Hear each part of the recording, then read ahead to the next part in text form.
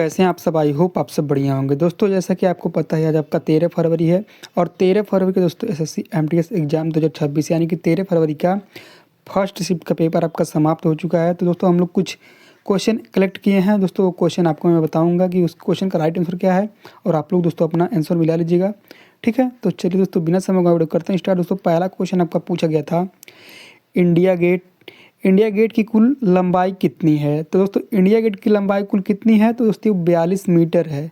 कितना? 42 मीटर। तो इस क्वेश्चन का राइट आंसर आपका ऑप्शन नंबर ए हो जाएगा। ऑप्शन आपके ऑप्शन में कौन सा दिया था दोस्तों 42 मीटर? तो आप लोगों ने टिक करके आए होंगे, तो अच्छी बात है, ठीक है। दोस्तों इनसे संबंधित कुछ महत्वपूर्ण फैक्ट देख लेते हैं हम लोग। इंडिया गेट की कुल लंबाई लगभग 138 फीट है। दोस्तों ये 138 फीट है। मीटर में पूछे तो दोस्तों कितना है? 42 मीटर है ना। तो ये भी आपको ध्यान रखना है अगले शिफ्टों के लिए, ठीक है। 138 फीट है, हाँ। और यह 1931 में बनकर तैयार हुआ था। कब बनकर तैयार हुआ था? 1931 में, ठीक है। और यह एक महत्वपूर्ण राष्ट्रीय स्मारक है जो प्रथम विश्व युद्ध में शहीद हुए भारतीय सैनिकों की याद में बनवाया गया था। तो इसकी ऊंचाई दोस्तों 42 मीटर है। तो ये भी फैक्ट आपको ध्यान रखना है। ये प्रथम विश्व युद्ध में जो शहीद हुए थे भारतीय सैनिक, उनकी याद में ये बनवाया गया था, ठीक है, इंडिया गेट, ठीक है। और इसके वास्तुकारक दोस्तों कौन थे? तो सर एडविन लुटियंस थे। तो ये भी आपको ध्यान रखना है, ये बहुत ही इंपॉर्टेंट है, ठीक है। चलिए अगला क्वेश्चन आपसे पूछा गया था दोस्तों, थोड़ा और देख लेते हैं। इसका निर्माण दोस्तों 1921 में आधारशिला रखी गई थी ना। इसका आधारशिला 1921 में रखी गई थी और ये पूर्व बना था कब? तो दोस्तों 1931 में ये पूरा बन चुका था, ठीक है। तो ये डेट दोनों दोस्तों आपको ध्यान में रखना है। अमर जवान ज्योति दोस्तों, अमर जवान ज्योति दोस्तों कहाँ पे है? तो आपके इसके नीचे, इंडिया गेट के नीचे स्थित है ना, जो 1972 में शहीद सैनिकों की याद में जल रहा है, ठीक है। तो आप लोग जाएंगे देखेंगे तो दोस्तों आपको अमर जवान ज्योति देखने को मिलेगी इंडिया गेट के एकदम जस्ट नीचे ही, ठीक है। तो चलिए ये भी दोस्तों आपको ध्यान रखना है। अगला क्वेश्चन आपसे पूछा गया था, भारत के पहले डिफेंस मिनिस्टर कौन हैं? अभी आपको पता है राजनाथ सिंह हैं आपके वर्तमान, ठीक है। रक्षा मंत्री कौन है?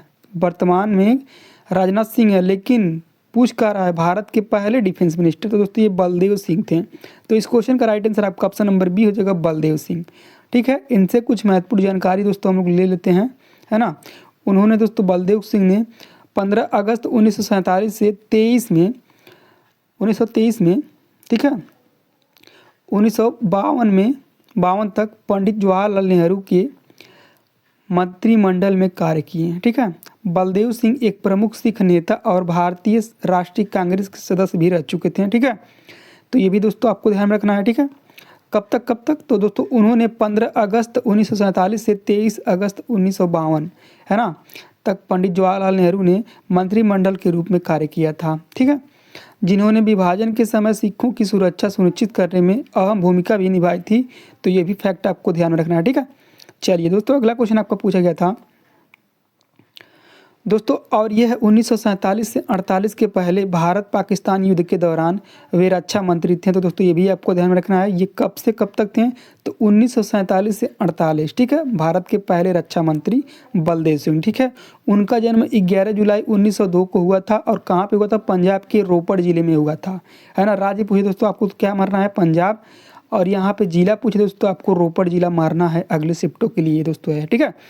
चलिए अगला क्वेश्चन आपसे पूछा गया दोस्तों, भारतीय अंतरिक्ष विज्ञान एवं प्रौद्योगिकी संस्थान को कब स्थापित किया गया था?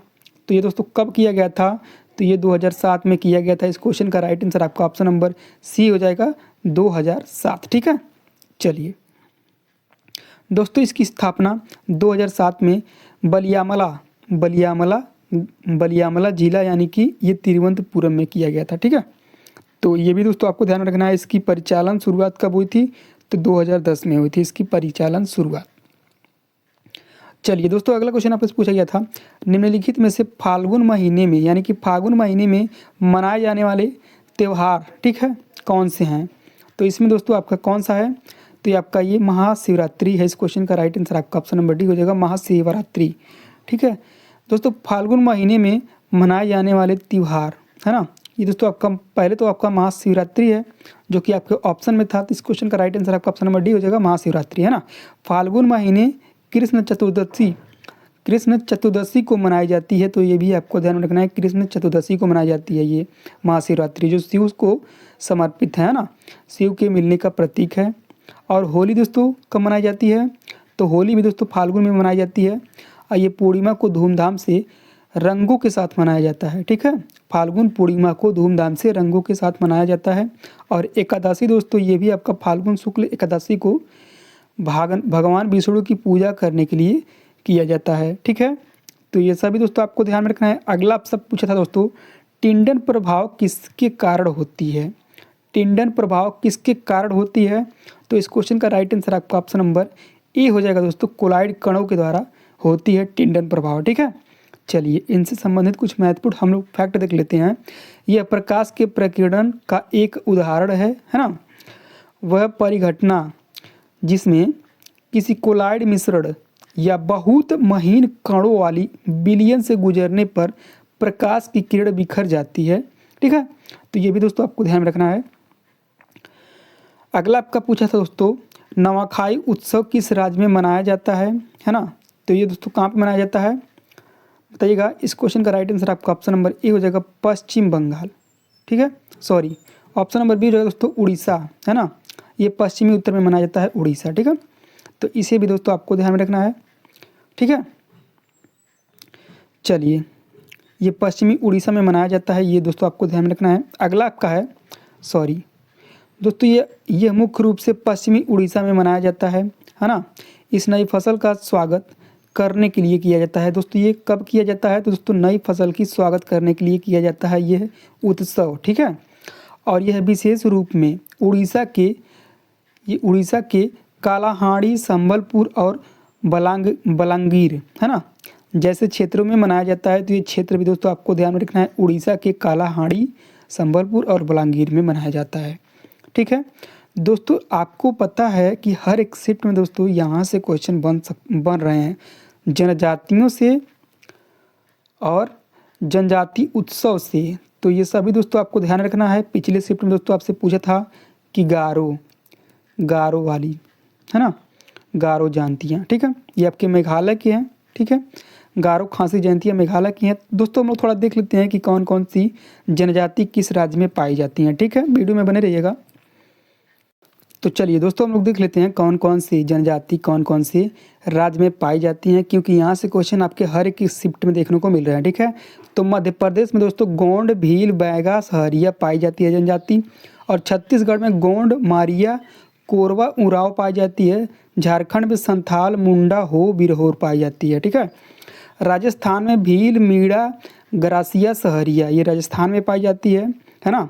जो कि मीणा ये मोस्ट इम्पोर्टेंट है, क्योंकि दोस्तों ये मीणा जनजाति के लोग बहुत ही ज़्यादा IAS बनते हैं, ठीक है। तो एग्जाम में ये भी दोस्तों क्वेश्चन देखने को मिल सकता है, ठीक है। गुजरात में दोस्तों कौन सी जनजाति पाई जाती है, भील, कोली, पटेलिया। महाराष्ट्र में गोंड, भील, कोली और वारली। दोस्तों ये आपको ध्यान रखना है, क्या, भील, है ना। ये भील दोस्तों भारत में सर्वाधिक जनसंख्या वाली जनजाति होती है, तो ये भी आपको ध्यान रखना है। उड़ीसा में दोस्तों क्रोंध, संथाल, जुआंग, सबोरा, है ना। पश्चिम बंगाल में दोस्तों संथाल, मुंडा, भूइया, भूमिज। असम में दोस्तों बोडो, मिसमी, कचारी, सोनोवाल। ये दोस्तों असम मोस्ट इम्पोर्टेंट है, ठीक है। तो ये बोडो, मिसमी, कचारी, सोनोवाल इस सभी को दोस्तों आपको ध्यान रखना है। मेघालय में दोस्तों आपका खासी, गारो, जयंतिया और ये मीकेर, ठीक है। तो ये दोस्तों आपकी जनजाति है मेघालय में। और नागालैंड में दोस्तों नागा, आओ, आगामी, सेमा। तो ये दोस्तों सभी जनजातियाँ कहाँ पाई जाती हैं, ये आपकी नागालैंड में पाई जाती हैं। कुछ और भी जनजातियाँ हम लोग देख लेते हैं, ठीक है। दोस्तों त्रिपुरा और मणिपुर में दोस्तों कुकी, नागा और मेती जनजाति पाई जाती हैं। और त्रिपुरा में त्रिपुरी, चकमा, मोग, रियांग। अरुणाचल प्रदेश में दोस्तों आपातानी, मिसमी, डाफला, मोनपा। ये मोनप्पा दोस्तों पूछा भी था आपसे, आपके कब या 11 में, 3rd में पूछा था कि 2nd में पूछा था, है ना, मोनप्पा जनजाति। तो मोनप्पा जनजाति कहाँ पाई जाती है, ऐसे पूछा था दोस्तों, किस राज्य में पाई जाती है दोस्तों, वहाँ पे अरुणाचल प्रदेश दिया था।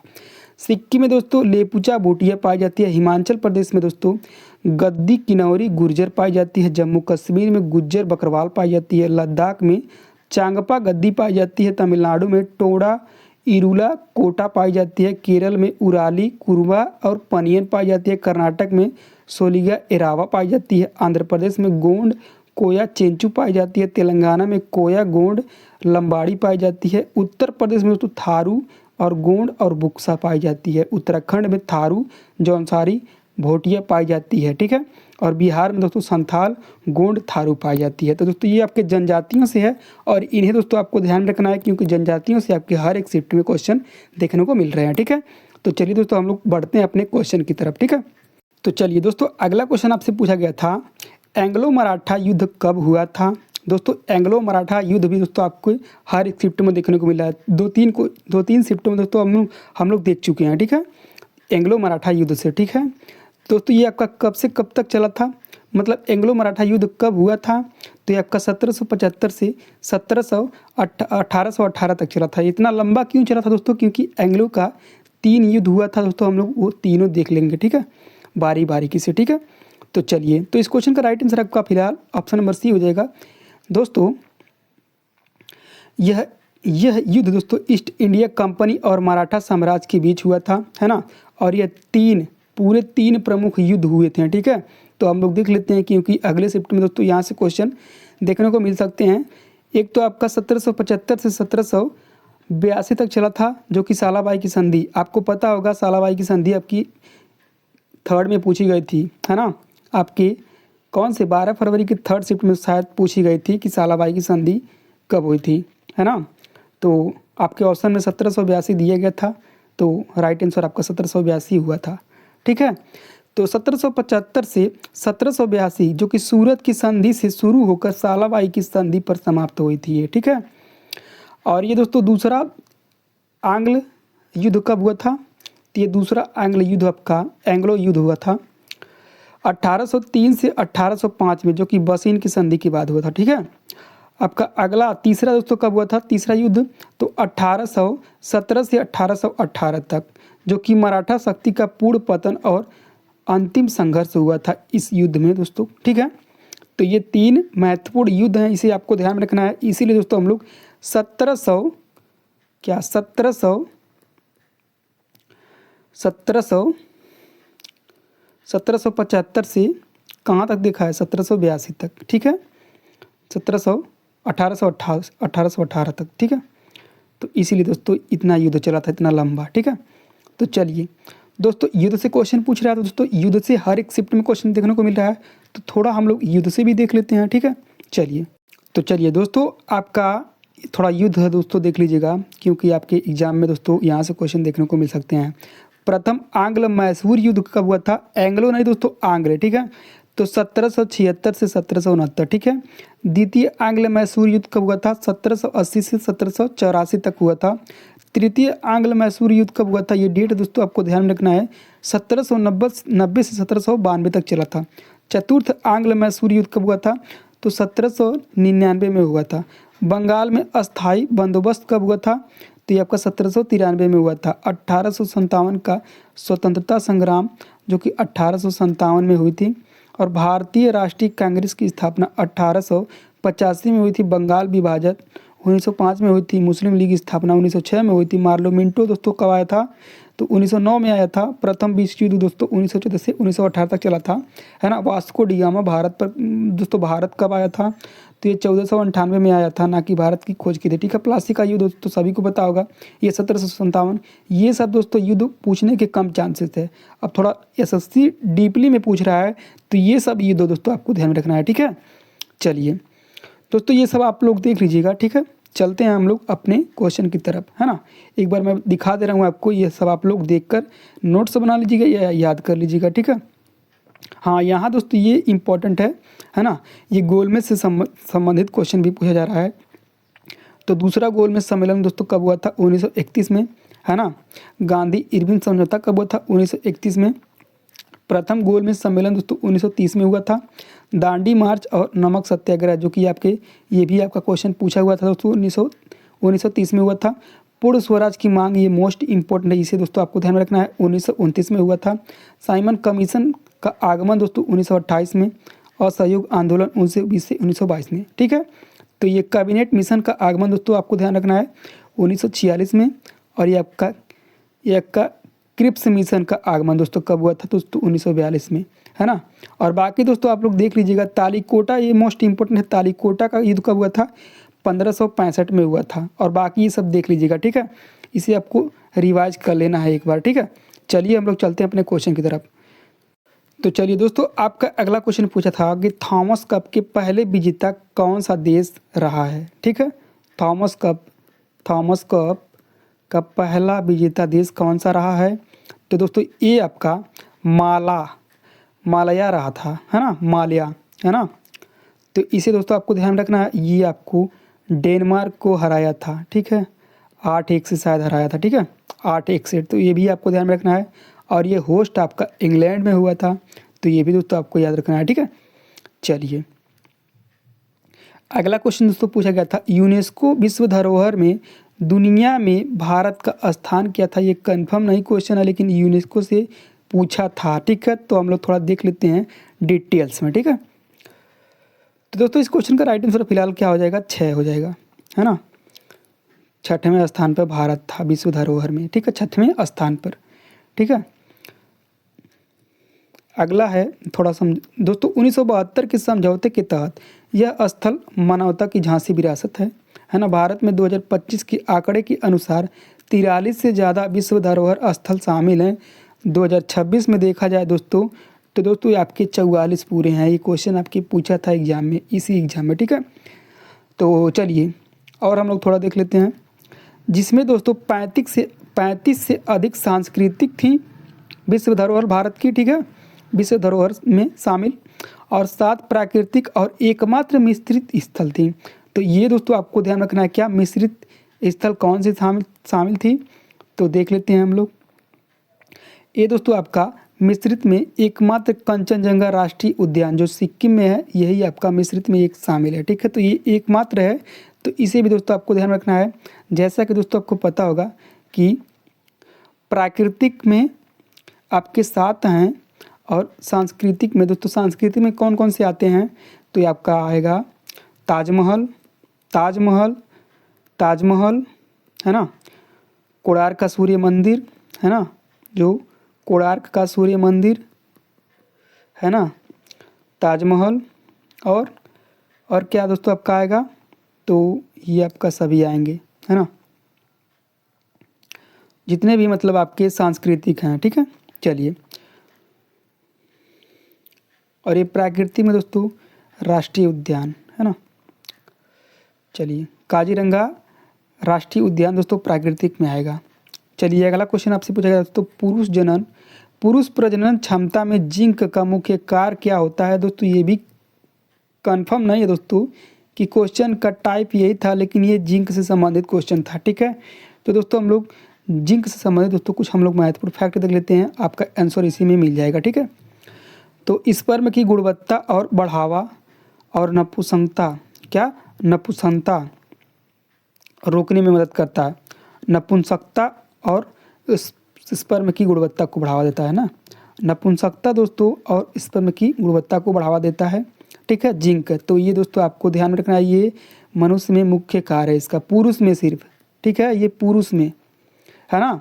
चलिए अगला दोस्तों आपका है, शरीर को संक्रमण सर्दी जुकाम से लड़ने में मदद करता है जिंक, है ना।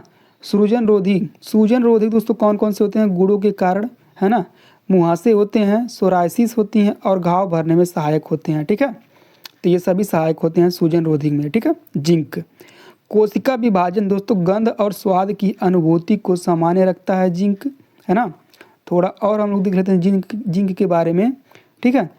जिंक एक अनिवार्य सच में पोषक तत्व है जो प्रतिरक्षा प्रणाली, घाव भरने में, और डीएनए संश्लेषण में भी दोस्तों, यानी कि खून में भी संश्लेषण में भी, और पुरुष में प्रजनन क्षमता को सुधारने में महत्वपूर्ण भूमिका निभाता है जिंक, है ना। मानव शरीर में इसे नहीं बन सकता, ये मानव शरीर में दोस्तों बनता नहीं है ना, इसीलिए दोस्तों इसे भोजन या सप्लीमेंट्स के आधार से सप्लीमेंट से प्राप्त करना आवश्यक होता है। दैनिक आवश्यकताओं पुरुषों में दोस्तों कितना होना चाहिए, कम से कम, ठीक है, 11 मिलीग्राम होना चाहिए और महिलाओं में 8 मिलीग्राम होना चाहिए जिंक, ठीक है, क्या, जिंक, ठीक है। चलिए अब दोस्तों हम लोग देखेंगे अगला क्वेश्चन। तो दोस्तों इतने ही क्वेश्चन हमें मिले थे, ठीक है दोस्तों, कुछ क्वेश्चन छूट गए हैं, ठीक है, तो थोड़ा जल्दी मैं आपको देना चाह रहा था तो इसलिए दोस्तों मैं बना दिया, है ना। सेकंड से दोस्तों मैं पूरे क्वेश्चन को बनाकर ही आपको वीडियो प्रोवाइड करूँगा, ठीक है। तो आई होप दोस्तों ये आपको वीडियो पसंद आया होगा, ठीक है। एक नज़र में दोस्तों हम लोग कुछ और देख लेते हैं, ठीक है। तो चलिए दोस्तों, आपका पानीपत का पहला युद्ध दोस्तों कब हुआ था? 1526 में हुआ था और बाबर एवं इब्राहिम लोदी के बीच हुआ था, है ना। तो ये दोस्तों पूछ सकता है कि किसके किसके बीच हुआ था। 1556 में पानीपत का दूसरा युद्ध हुआ था अकबर एवं हेमू के बीच। हाँ, 1761 में पानीपत का तीसरा युद्ध हुआ था मराठा और अब्दालियों के बीच। 1757 में प्लासी का युद्ध हुआ था। बंगाल और अंग्रेजी की पहली बड़ी जीत हुई थी 1757 में। तो ये मोस्ट इम्पोर्टेंट है, क्वेश्चन बन सकता है कि बंगाल में अंग्रेज़ों की पहली बड़ी जीत किस युद्ध में हुई थी 1757 में? कौन सा युद्ध था? प्लासी का युद्ध था। 1764 में दोस्तों बक्सर का युद्ध हुआ था जो कि ब्रिटिश सत्ता का मजबूत नींव हुई थी, ठीक है। हल्दी घाटी का युद्ध दोस्तों 1576 में हुआ था, महाराणा प्रताप और मुगल सेना के बीच हुआ था, है ना। एक आपको यहाँ ध्यान रखना है कि 1556 में दोस्तों अकबर का राज्य अभिषेक हुआ था जो कि मुगल सम्राट था, है ना। और दोस्तों क्या आपको ध्यान रखना है, ज़्यादा मैं बता रहा हूँ हाईलाइट करके, वो दोस्तों आपको ध्यान ही रखना है, ठीक है। हाँ, ये दोस्तों साइमन कमीशन भारत आया था 1928 में, ये दोस्तों आपको ध्यान रखना है। कारगिल युद्ध दोस्तों 1999 में हुआ है, ये भी आपको ध्यान रखना है, ठीक है, 1999 में हुआ, ठीक है। तो दोस्तों आप लोग ये युद्ध और उनके सन और उनके बीच किन के बीच हुआ दोस्तों, ये आप लोग देख लीजिएगा, ठीक है। तो मिलते हैं दोस्तों नेक्स्ट शिफ्ट में, जो कि आपका सेकंड शिफ्ट का क्वेश्चन हम लेकर आ रहे हैं। तो दोस्तों वेट करिएगा, उसके लिए चैनल सब्सक्राइब कर लीजिए और बेल आइकन को दबाना ना भूलिएगा, ठीक है। तुरंत आपके पास नोटिफिकेशन चला जाएगा, ठीक है। मिलते हैं नेक्स्ट वीडियो में, तब तक लिए जय हिंद, जय भारत।